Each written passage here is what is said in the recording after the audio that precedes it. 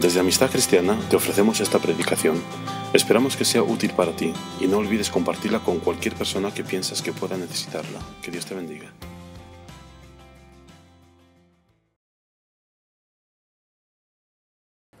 Pues vamos a continuar la serie de 2 de Corintios. ¿Quién se acuerda por dónde estábamos? ¿En qué capítulo? En el 10. La última vez, que fue hace 3 semanas, hace 3 domingos, Rebeca estuvo compartiendo con nosotros el capítulo 10, los versículos del 1 al 6, y hoy vamos a seguir estudiando los versículos del 7 al 18. Entonces, abre tu Biblia en 2 de Corintios, capítulo 10, versículo 7. Ahora, para ponerte un poco en el contexto de qué es lo que estaba ocurriendo, imagínate que tenemos un invitado especial aquí a Amistad Cristiana, alguien que viene de fuera y de repente se pone aquí en la plataforma, comienza a predicar y empieza a decirnos que Rebeca nos ha estado enseñando mal todos estos años, y empieza a decirnos que no nos ha enseñado la Biblia, que es una farsante, y empieza a hacer estas acusaciones. ¿Cómo reaccionaríamos nosotros ante tales acusaciones? Pues supongo que lo primero sería dejar que Rebeca conteste y sobre todo ir a la palabra y decir, pues a ver qué es lo que Rebeca nos ha estado enseñando y ver si es verdad lo que estas acusaciones. Pero eso era exactamente lo que le había ocurrido al apóstol Pablo en Corinto. Él había fundado la iglesia en Corinto, él había sido pastor de esa iglesia durante 1 año y medio y después se había ido a seguir llevando el mensaje de Jesús a otros lugares. Y durante el tiempo que él estaba fuera, vinieron predicadores externos que comenzaron a poner en duda el ministerio de Pablo. Y se cree que estos predicadores venían de Jerusalén, que no reconocían la autoridad de Pablo y decían cosas como, pues él no es uno de los 12 apóstoles que el Señor designó, o él no es tan espiritual como nosotros, o no tiene el mismo conocimiento que nosotros, o no es tan elocuente o tan buen predicador como nosotros. Y de repente estas noticias le llegan a Pablo y él escribe esta segunda carta a los Corintios, y aunque los primeros capítulos no se defiende de estas acusaciones, a partir del capítulo 10, él comienza a defender estas acusaciones que vienen contra él. Entonces vamos a ver los capítulos del 7 al 18, y yo quiero que comencemos a ver qué es un cristiano espiritualmente maduro, porque los que acusaron a Pablo y los que dieron estas falsas acusaciones, pues se les había ido, habían dejado... la iglesia de Corinto había dejado que se metieran entre ellos, habían perdido la madurez con la que habían comenzado. Entonces vamos a ver características de una persona espiritualmente madura siguiendo estos versículos. Entonces vamos al versículo 7, dice: vosotros veis las cosas según la apariencia exterior.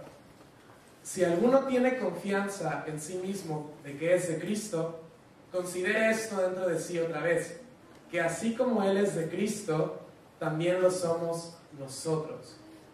Entonces, los que habían acusado a Pablo decían algo como, pues sí, a lo mejor es cristiano, pero no es tan espiritual como nosotros. No está al mismo nivel que nosotros. Entonces, la primera característica de una persona espiritualmente madura es que no se considera más espiritual que otra.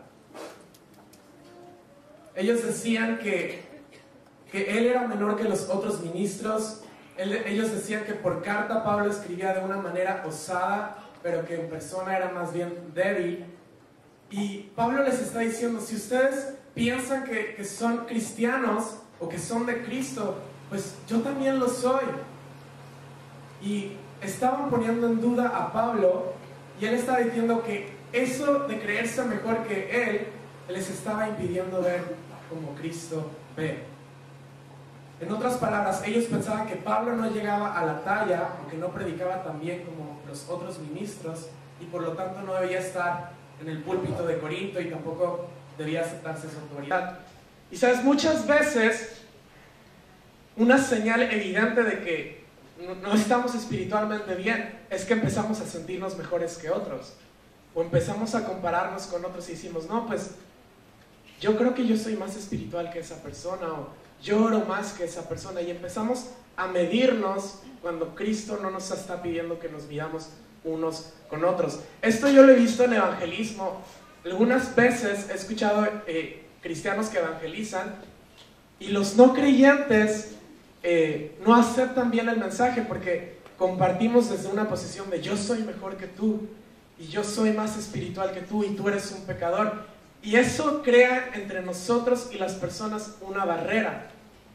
Pero cuando nosotros evangelizamos, debemos hacerlos desde una posición de iguales. De, yo también estoy igual de perdido que tú. Yo soy igual de pecador que tú. De hecho, si has estado en la Puerta del Sol y nos has escuchado evangelizar, seguramente has visto cómo nosotros usamos los mandamientos y hacemos preguntas a la gente sobre si han quebrantado alguna vez los mandamientos. Pero algo que a mí me gusta hacer es como, pues mira, hay un mandamiento que dice no mentirás. ¿Alguna vez has mentido? Porque yo sé que yo sí he mentido. Y yo sé que yo soy culpable de ese mandamiento. Si Dios te juzga a ti sobre ese mandamiento, tú serías inocente o culpable. Y yo me pongo en la misma posición, porque si ellos ven que nos ponemos como mejores, automáticamente hay una barrera. Y realmente no somos mejores que nadie. Y realmente somos igual de merecedores del castigo de Dios, pero hemos encontrado gracia. Y nuestro mensaje es decir, mira, estamos igual que tú, pero sé dónde puedes encontrar gracia, porque yo lo encontré una vez.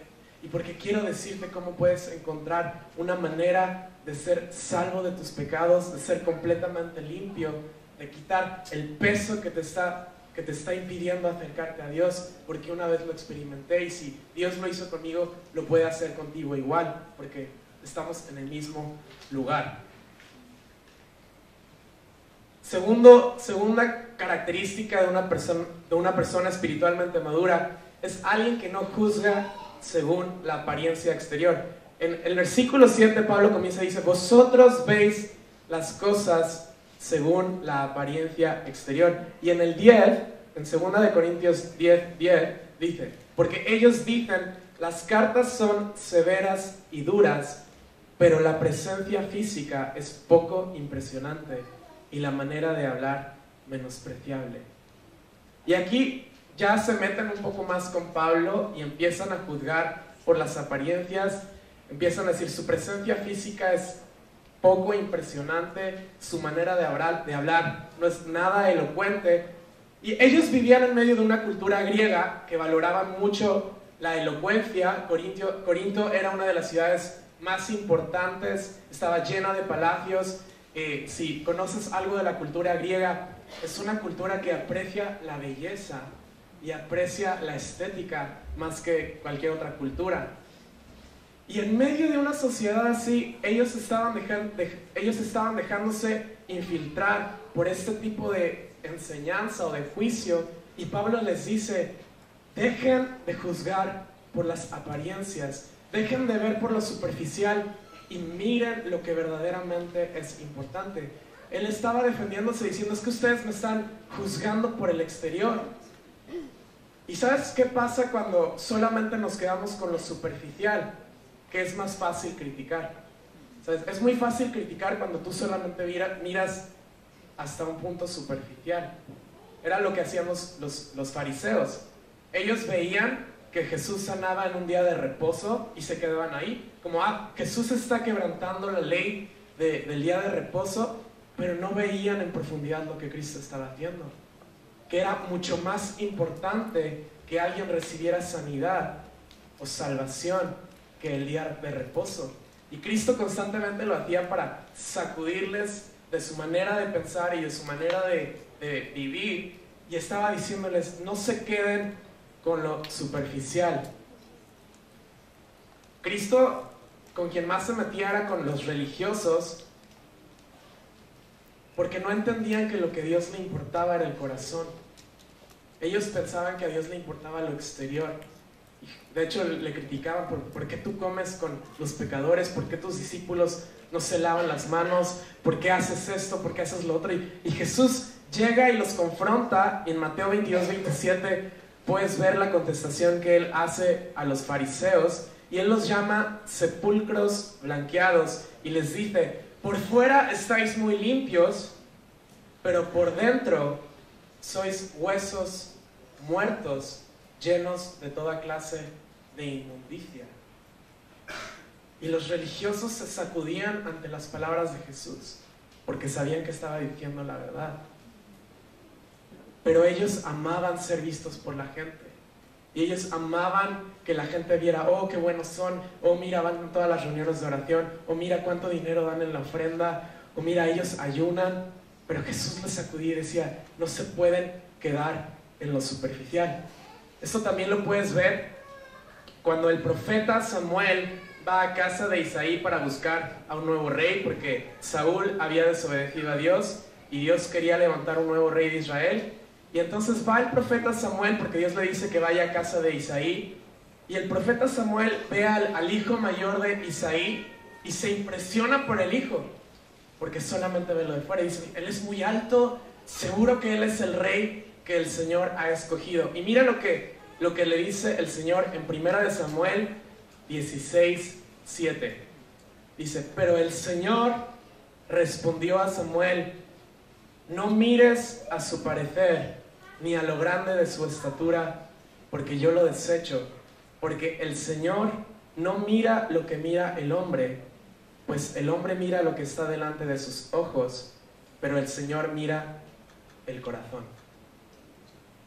Y finalmente, ¿sabes cómo termina la historia?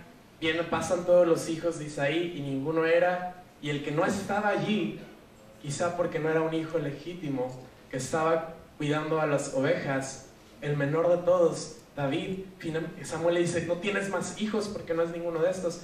Y llaman a David, y Dios elige a David, porque Dios no se fija en lo superficial ni exterior, sino que se fija en el corazón. Y Dios nos pide lo mismo a nosotros. Ahora, tú y yo no podemos ver directo al corazón de toda la gente como lo hace Dios. Hay veces que Dios nos revela en palabras de ciencia algo específico sobre la vida de una persona, pero no es lo más común. Tú no vas mirando a la gente y ves cómo está su corazón completamente y ves todos sus pensamientos. Es una característica que Dios tiene, pero que nosotros no tenemos. Pero Cristo sí nos pidió que nos cuidáramos de falsos maestros. Entonces los de Corinto estaban acusando a Pablo, diciendo que él no tenía la autoridad que él estaba diciendo que tenía, estaban poniendo en duda su ministerio, pero estaban juzgándolo mal, porque la manera de juzgar si tenía autoridad apostólica o no, no era a través de las apariencias exteriores, de cómo predicaba, de qué bien hablaba, de cómo vestía, sino era como Jesús nos enseñó en Mateo 7, 16 al 20. Él nos dijo que por sus frutos los conoceréis. ¿Acaso se recogen uvas de los espinos o higos de los abrojos? Así, todo buen árbol da buenos frutos, pero el árbol malo da frutos malos. No puede el buen árbol dar malos frutos, ni el árbol malo dar buenos frutos. Todo árbol que no da buen fruto es cortado y echado en el fuego. Así que por sus frutos los conoceréis. Y esa era la manera que Jesús estaba enseñando a sus discípulos a distinguir a los falsos profetas o falsos maestros. Entonces Corinto estaba juzgando mal. Entonces no significaba que tenían que aceptar cualquier enseñanza, pero el fruto de Pablo era evidente.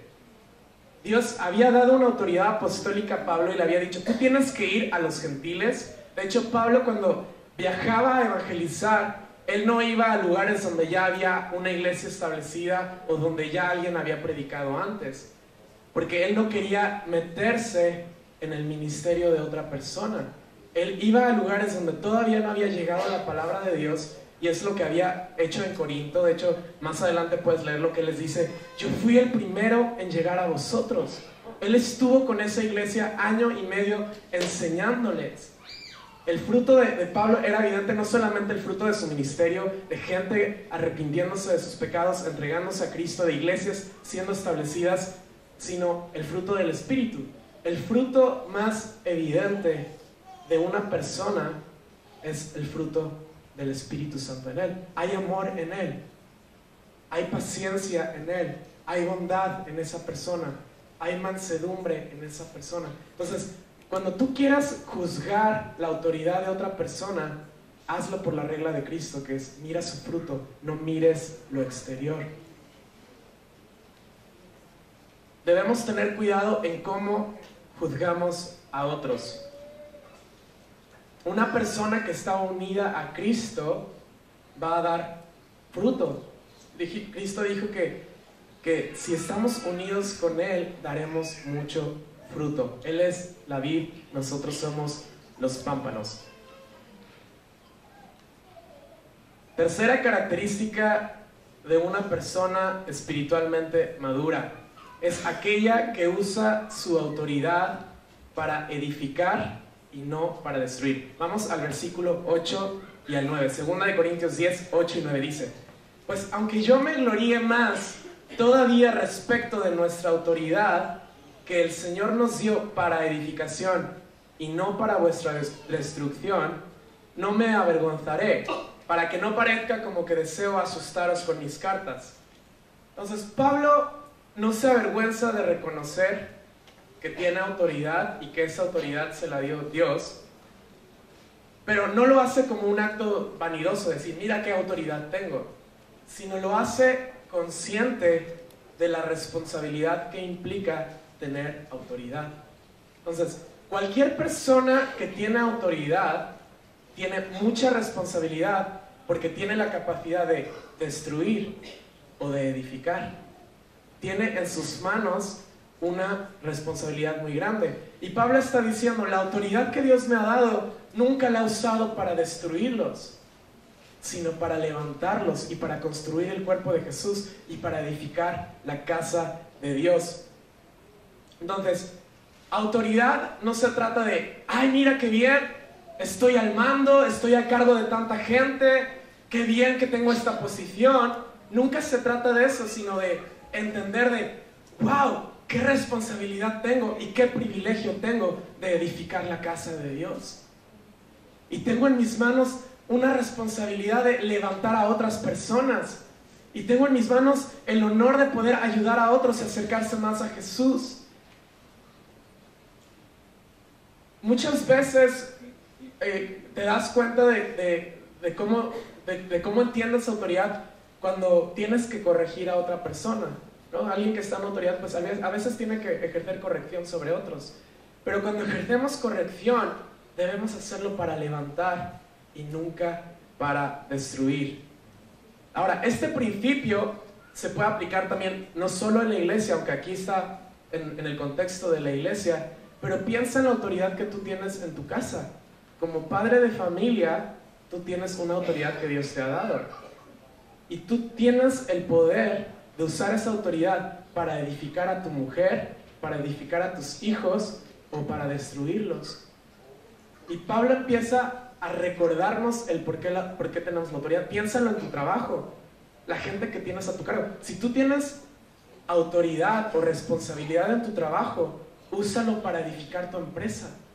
No lo uses para beneficiarte a ti mismo, no lo uses para levantarte a ti, ni para menospreciar a otros o tirar abajo a otras personas, sino para levantar. Lo mismo con un gobierno, ¿no? La autoridad que tiene un gobierno debe ser ejercida para levantar a un país, nunca para destruirlo. Ahora, para edificar la iglesia, primero tenemos que amar la iglesia. ¿Cómo vas a usar tu autoridad para edificar si primero no amas a la iglesia? Es imposible que tú ames a Cristo y que no ames su iglesia. ¿Sabes? Si tú amas a Jesús, si tú le has dado tu vida a Cristo, si tú has entendido lo que Él hizo por ti en la cruz, automáticamente viene en ti un amor por su novia. Porque tú sabes que lo que Él hizo por ti lo ha hecho por todo el mundo y que Él vino para rescatar no solamente a ti, sino vino para rescatar a todos y que somos parte del mismo cuerpo y que somos parte de la familia de Dios y juntos somos la novia de Cristo. Por lo tanto, lo que le afecta a mi hermano me va a afectar a mí, y si a mi hermano le está yendo mal, pues eso me preocupa porque es parte del mismo cuerpo. y yo amo a la novia, y yo quiero que la novia de Jesús esté bien, y yo quiero verla sana, y yo quiero verla que conoce más a su Rey, y que se enamore más de Cristo. Entonces todo lo que tú haces es por amor a la iglesia. Y sirves porque amas a la iglesia. Y vienes en la mañana a apoyar porque amas a la iglesia. Y en cualquier ministerio en el que estás involucrado, lo haces porque amas a la iglesia.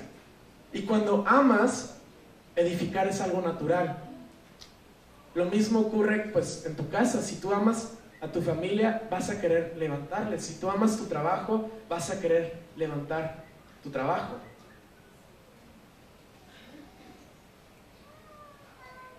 Filipenses 1, 21 al 24, Pablo dice: porque para mí el vivir es Cristo y el morir es ganancia.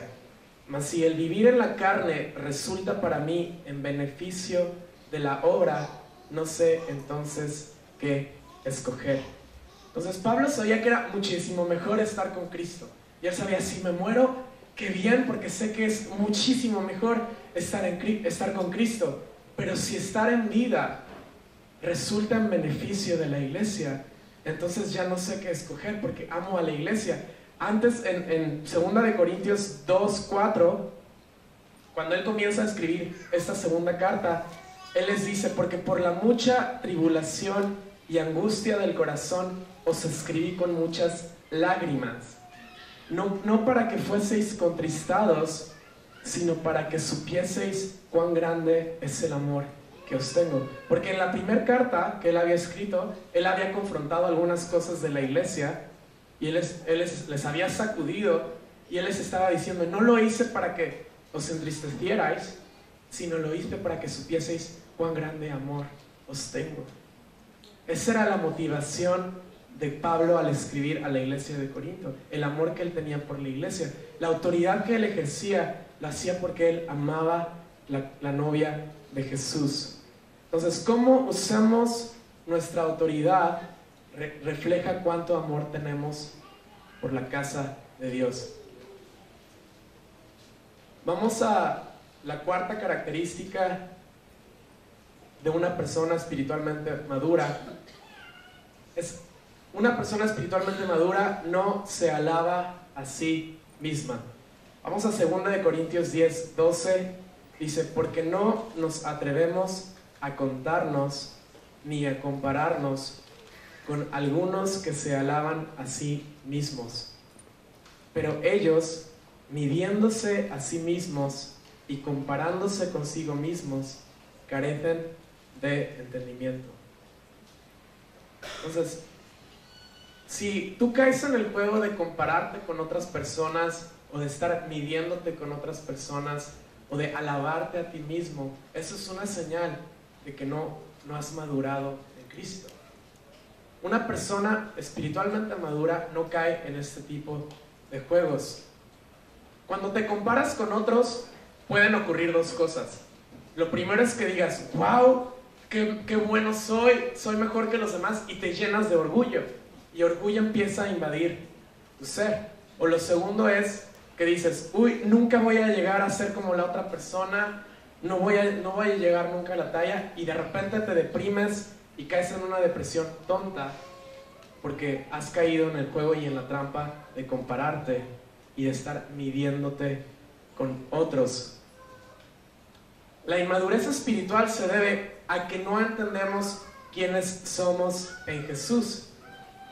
¿Sabes? Cuando tú entiendes quién eres en Cristo, y cuando tú entiendes que lo único que necesitas es a Cristo, y sabes que Él te acepta y sabes que Él te ama, entonces ya no estás preocupado por recomendarte a ti mismo, o promocionarte a ti mismo, o por levantarte a ti mismo, por estar hablando de todo lo bien que tú haces, o de todo lo que tú estás aportando al mundo. Simplemente pues, qué bien, pero tu prioridad no está allí, porque entiendes quién eres en Jesús. Y Pablo les dice: esas comparaciones que estáis haciendo refleja que carecen de entendimiento. Es decir, no han entendido de qué se trata el Evangelio. Autoalabanza esconde motivos egoístas, porque siempre se trata de nosotros. te impide reconocer el trabajo de otros. Te impide alegrarte con los éxitos de otras personas porque te centras en ti mismo. Pero el Evangelio nos enseña que nada se trata de nosotros. El Evangelio nos libera de nosotros mismos. No se trata de nuestros logros ni de nuestro nombre, sino que el Evangelio se trata de dar a conocer el nombre de Jesús. Y si hay que promocionar algo, vamos a promocionar su gloria. Y si hay que hablar de algo, vamos a hablar de lo que Cristo ha hecho. Y si vamos a estar levantando a alguien, vamos a levantar el nombre de Cristo. 2 Corintios 10, 13, 14 dice: mas nosotros no nos gloriaremos desmedidamente, sino dentro de la medida de la esfera que Dios nos señaló como límite para llegar también hasta vosotros. Pues no nos excedemos a nosotros mismos como si no os hubiéramos alcanzado, ya que nosotros fuimos los primeros en llegar hasta vosotros con el Evangelio de Cristo. Pablo les estaba diciendo que él no está alardeando de una autoridad que no tiene. Él está diciendo: la autoridad que yo tengo es una autoridad lícita, la ha usado para edificaros. Dice: pero yo solamente me voy a gloriar de lo que Dios ha hecho en mi vida y a través de mi vida. Y eso es lo que yo hice en Corinto. Y les recuerda que él fue el primero en llegar ahí con el mensaje de Cristo. Cuando no entendemos el Evangelio, pensamos que tenemos que luchar por nosotros mismos. ¿Sabes? Piensas que tú tienes que ganarte una reputación, tienes que buscarte un nombre.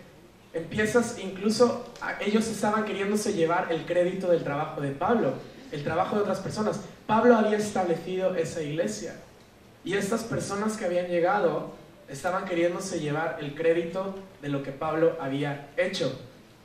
Estaban más preocupados por llevarse honores y por peleas o comparaciones que por dar a conocer a Jesús. No habían entendido su identidad como hijos de Dios.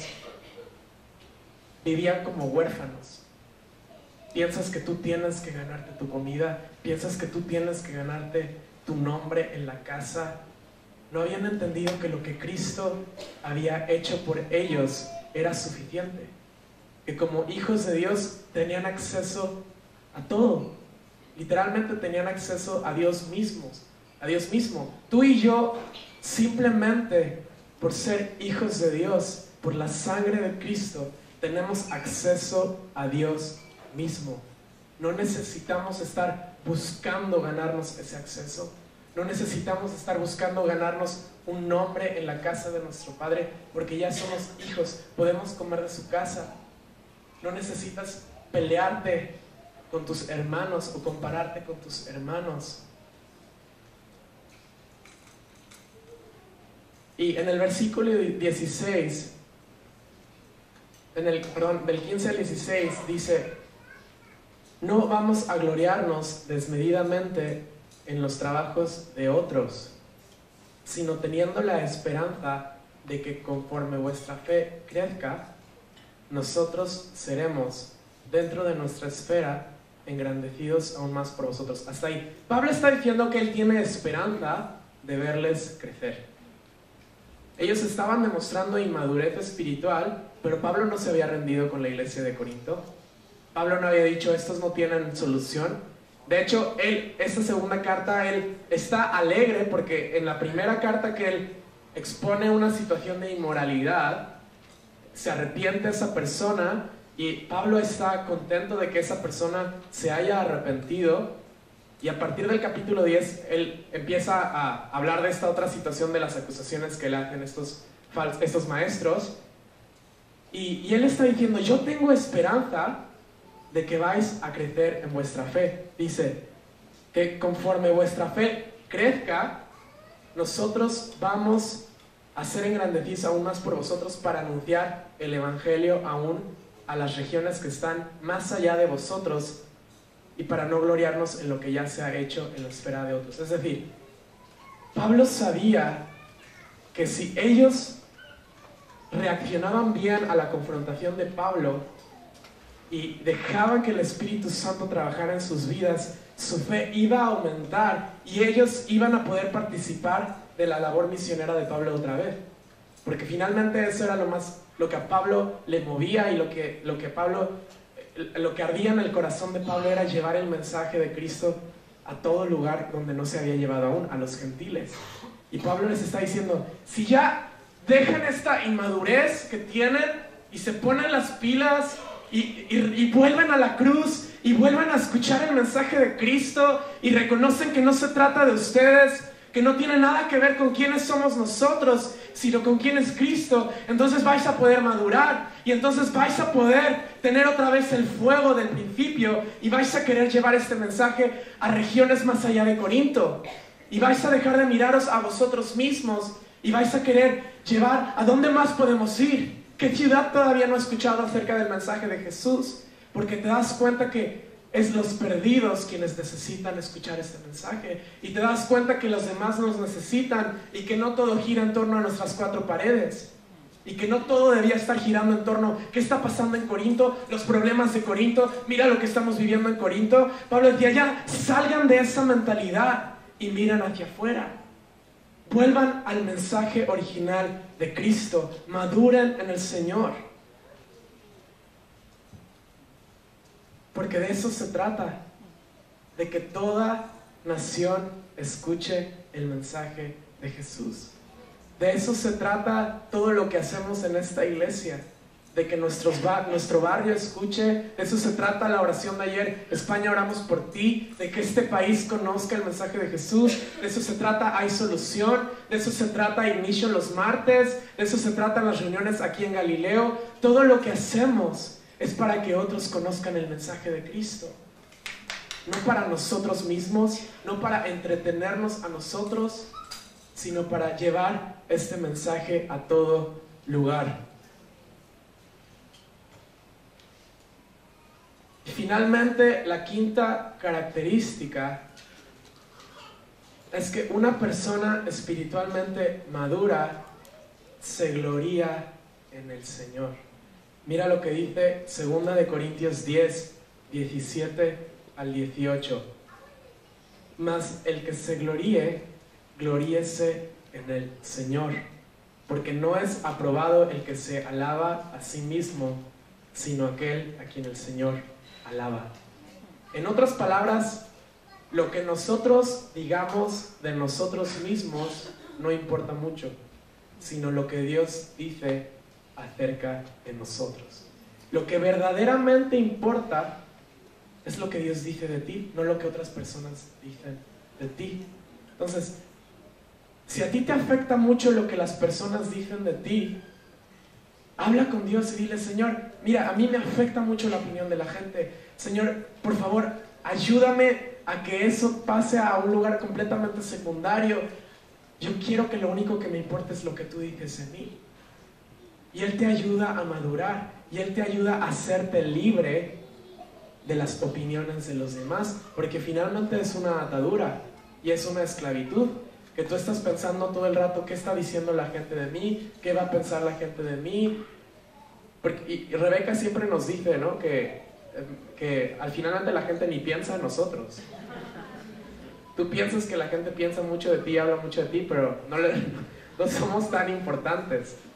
Pero es una atadura dentro de nosotros cuando estás pensando qué es lo que está pensando la gente, qué es lo que está diciendo.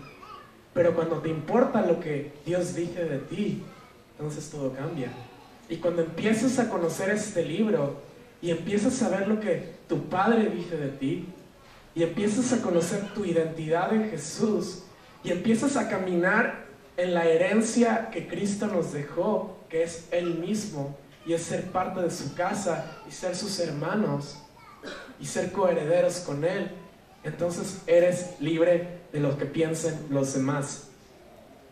Cuando estamos delante de Dios, no cuentan mucho nuestros éxitos, nuestros trofeos personales, sino nuestra fidelidad a Él. O sea, cuando nos presentemos todos delante de Dios el día que muramos, realmente yo no creo que, no va a tener mucho que ver todos nuestros méritos como nuestra fidelidad a Él o nuestro amor a Él. Realmente eso es lo que a Él le importa. ¿Sabes? Él no nos ama más porque hagamos más. Él nos ama porque Él es amor. Y Él nos ama porque Él nos creó y Él nos ama y lo demostró enviando a su Hijo Jesús por nosotros. Y Él nos ama y nos ofrece perdón si nos arrepentimos de nuestros pecados y ponemos nuestra confianza en Él. No tenemos que ganarnos su amor. Una persona espiritualmente madura descansa en Cristo y le interesa más la opinión de Dios antes que la opinión de la gente. Cristo les dijo a sus discípulos que todo lo que hicieran para el Señor lo hicieran en secreto. Y Él les decía, no sean como los fariseos que están orando en público buscando que los mire la gente, sino tú cuando ores, métete en tu habitación y cierra la puerta. Y tú cuando des, pues que nadie más vea lo que tú das, porque entonces no vas a recibir recompensa de tu Padre.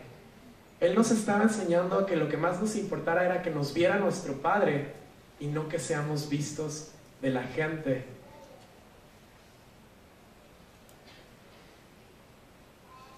¿Cómo vamos a responder a este mensaje de Pablo? Porque esto no solamente se aplica a la iglesia de Corinto, se aplica a todos nosotros.